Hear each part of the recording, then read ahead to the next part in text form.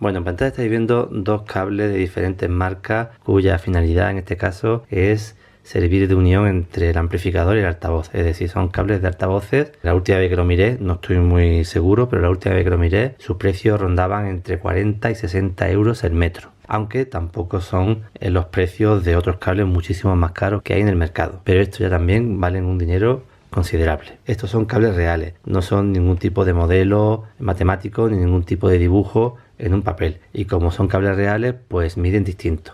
No hay dos componentes eléctricos o electrónicos que midan iguales.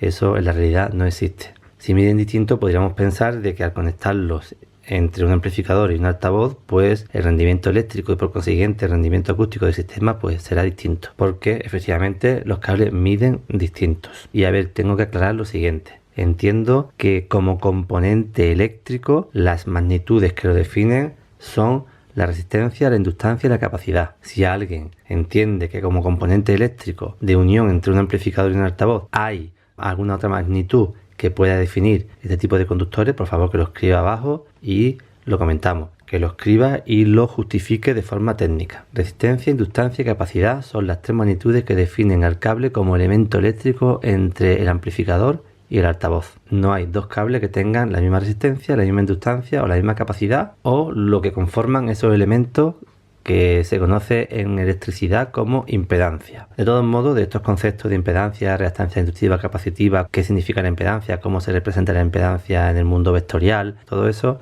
hay muchos vídeos en YouTube y mucha información en internet para que podáis consultarla. Desde el punto de vista de la impedancia, al final el cable opone una oposición al paso de la corriente alterna y esa posición va a depender de la frecuencia. Por consiguiente, pues también estos cables reales tienen diferentes impedancias. Todas estas magnitudes, resistencia, inductancia y capacidad la podemos medir con la instrumentación adecuada. Yo voy a obtener esos valores con un instrumento de precisión que tengo, que es este medidor LCR de la marca Kisai, que es una gran marca de instrumentación de laboratorio, los principales laboratorios del mundo en el diseño de circuitos eléctricos y sistemas eléctricos y electrónicos utilizan, entre otras, esta marca. Este medidor en su versión de mano pues tiene una alta precisión y te mide resistencia, inductancia, capacidad e impedancia, te da ángulo de desfase, dispersión, puede medir en varias frecuencias, un buen aparato y una buena máquina para medir la inductancia, capacidad e impedancia de estos cables. Pero también vamos a pasar a medir las características eléctricas, resistencia, impedancia e inductancia del cable que yo utilizo de altavoz en mi sistema, que es un cable de electricidad comprado en un almacén de electricidad. Creo que esta manguera es de una marca española, creo que está fabricado aquí en España, pero es un cable de electricidad que vale 1 euro y poco el metro. Este cable, bueno, pues no vale más de 5 euros. Vamos a medir con el instrumento estos parámetros físicos que definen a los cables como elementos de unión entre el amplificador y el altavoz. A ver, evidentemente hay otros aspectos que hay que tener en cuenta, como por ejemplo este cable pues se ve de una construcción muy recia, una goma muy flexible, se ve un cable que está bien hecho. Este cable está bien hecho, esta banana es muy buena banana, aunque esta banana se la ha puesto el dueño del cable, se la ha puesto después, tiene una flexibilidad muy buena, se adapta a cualquier espacio, tiene una resistencia mecánica muy buena. La verdad es que sí es un cable que tiene una construcción pues muy buena. Este de aquí es un cable un poco más endeble, pero para el uso que va a tener, que es estar conectado entre el amplificador y el altavoz, es más que suficiente. Es un poco más rígido que el cable rojo, pero se ve también que tiene una construcción recia, una construcción contundente, y esto es un cable, al igual que el rojo, que van a durar toda la vida. Pero, sinceramente, lo mismo puedo decir de este cable. Esta manguera de plástico, pues también es verdad que es un poco menos flexible que este, pero es igualmente rígida, dura, y esto también va a durar toda la vida. He puesto unos conectores muy sencillos, podría poner este tipo de conectores. Pero bueno, olvidémonos de los conectores porque los precios que estoy comentando son sin conectores. Este es el cable que yo tengo en mi sistema. Para mí no hay ningún cable que suene mejor que este. En todo caso, habrá cables que suenen peor. También tengo que decir lo de siempre, enmarcado en un contexto, en un sistema doméstico con unas potencias pues estándar, no sé, permitirme que diga 100 vatios, por ejemplo, un amplificador de 100 vatios, algunos altavoces electrodinámicos, pues de una impedancia de 4 o de 8 ohmios, en un salón estándar, es decir, unas condiciones estándar. Por 3 euros puedes conseguirte un cable que realmente no va a sonar peor que cualquier otro más caro, inclusive otros mucho más caros. No vamos a encontrar diferencias significativas audibles en el uso de este cable de 3 euros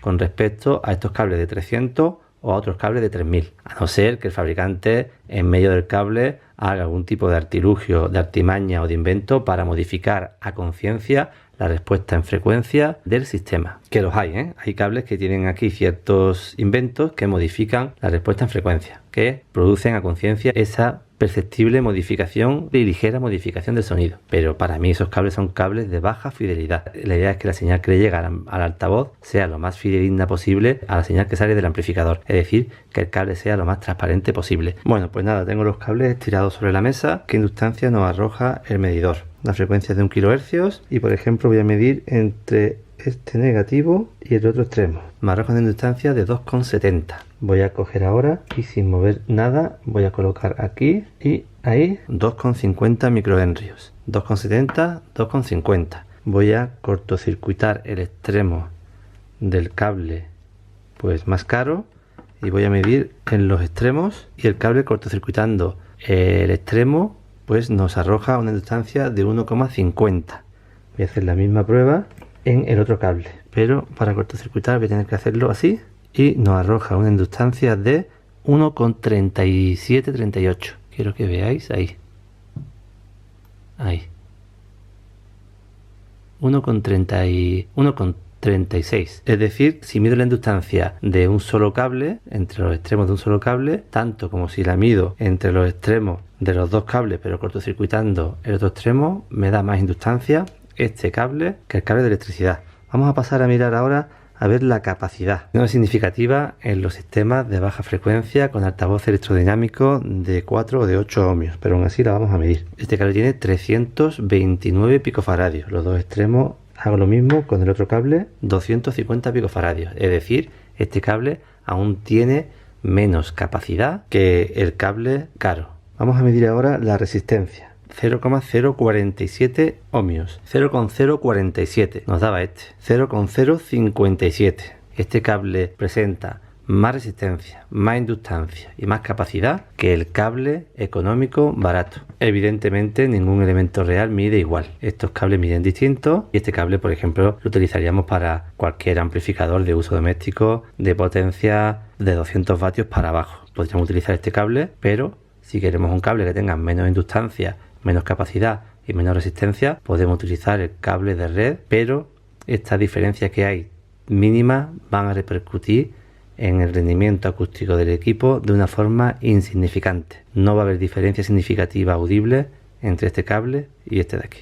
Vamos a medir ahora este de aquí. Esta manguera lleva los dos cables, este sin embargo, bueno, pues va solamente un cable, hacen falta 2 unidades de esta para poder conectar el altavoz, pero vamos a ver, vamos a configurar en inductancia, medimos, pues prácticamente lo mismo que teníamos antes. Este presenta un poco menos inductancia que este de aquí, es una diferencia muy pequeña. Si miramos ahora la resistencia, 0,037 ohmios. Recordamos la del cable económico, 0,46 ohmios. La resistencia que presenta el cable pues va en función de las características físicas del cable. Este tiene mayor sección en milímetros cuadrados que este. Las medidas que he tomado pues evidentemente dependen de las características físicas del cable. Los tres cables tienen la misma longitud pero tienen diferentes secciones del conductor. Pero los tres son perfectamente válidos para las condiciones que he comentado a lo largo del vídeo, tanto en potencia como en el entorno doméstico a utilizar. También la medida que hemos tenido pues es una medida sencilla, simple, con este medidor de precisión. En la medida de parámetros eléctricos tenemos tres valores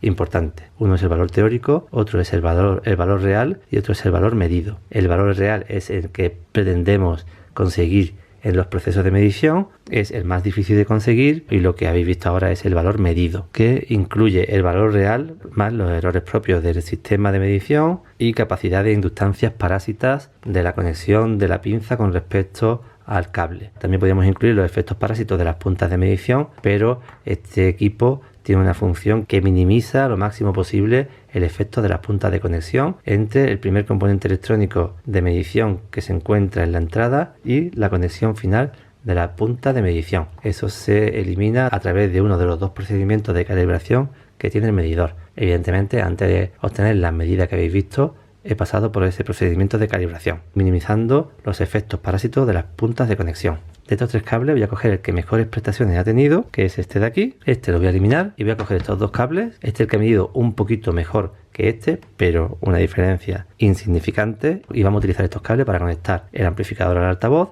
y vamos a conmutar entre uno y otro en directo de forma instantánea, a ver si notamos alguna diferencia.